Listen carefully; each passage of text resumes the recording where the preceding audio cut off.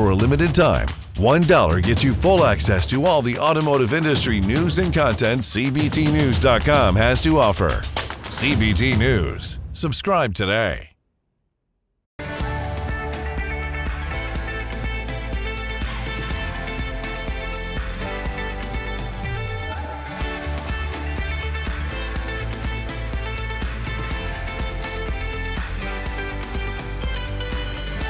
Welcome to CBT News with Bridget Fitzpatrick. Good morning, everyone. Welcome back to CBT News. I'm Bridget Fitzpatrick. Thank you so much for joining us. Today on Inside Automotive, we're joined by Jessica Stafford, the Senior Vice President of Consumer Solutions at Cox Automotive. But first, here are today's top stories.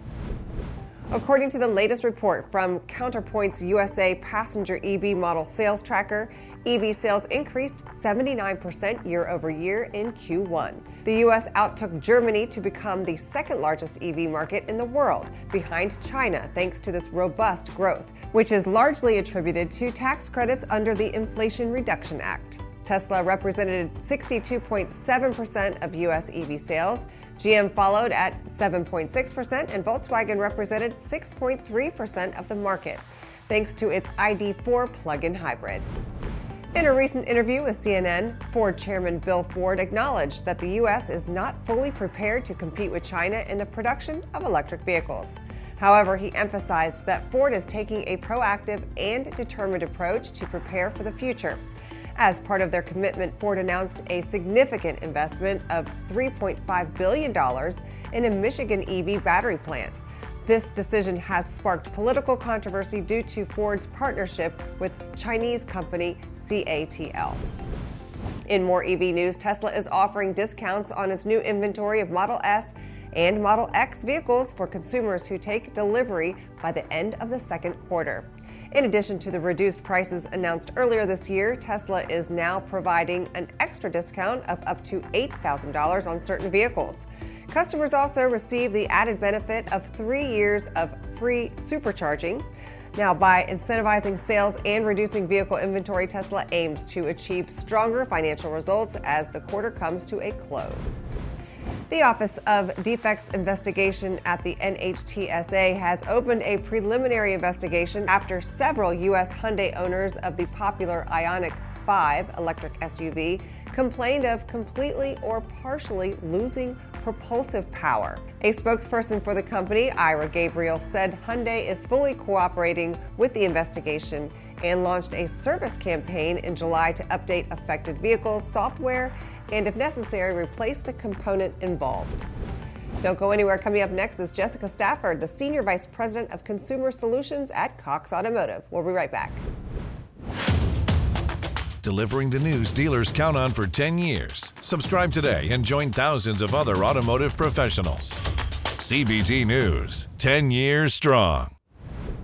Taking a look at the automotive landscape of today, not much has changed in the way of dealer-OEM relations.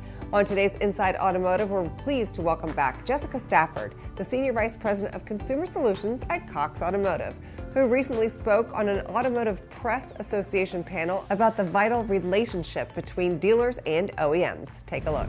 Let's discuss the Q2 Cox Automotive Dealer Sentiment Index.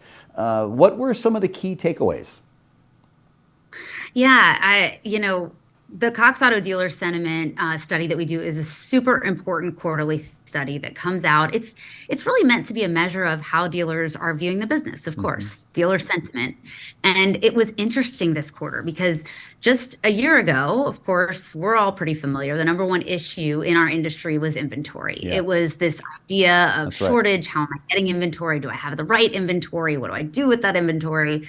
But business today is different. So dealers in Q2 are telling us that the number one and number two issues are the economy and interest rates. And I bet if we all took a step back, we would have answered that same way. So what was an inventory problem for our industry before is quickly becoming a potential demand issue, a demand problem and challenge. And so as demand slows a little bit and as inventory builds more than ever, this really turns into a need in our industry to really be driving efficiency into the car buying process overall and how dealerships operate. Sure.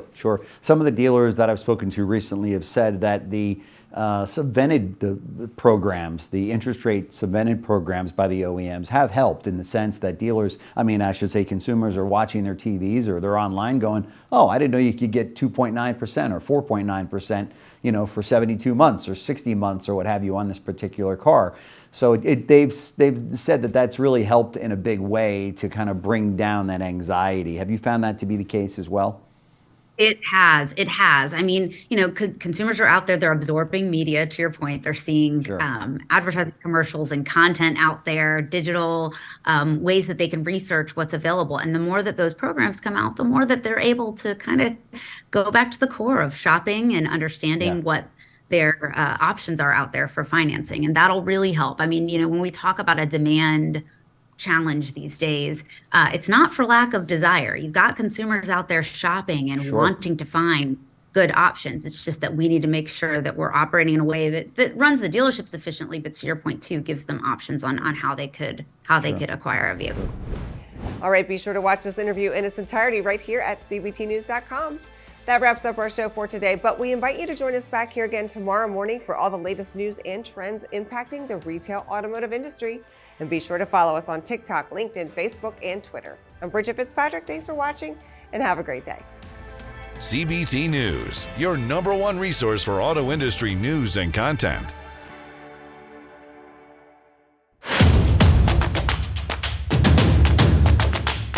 Join the #1 most watched newscast in the automotive industry. CBT News. Subscribe today.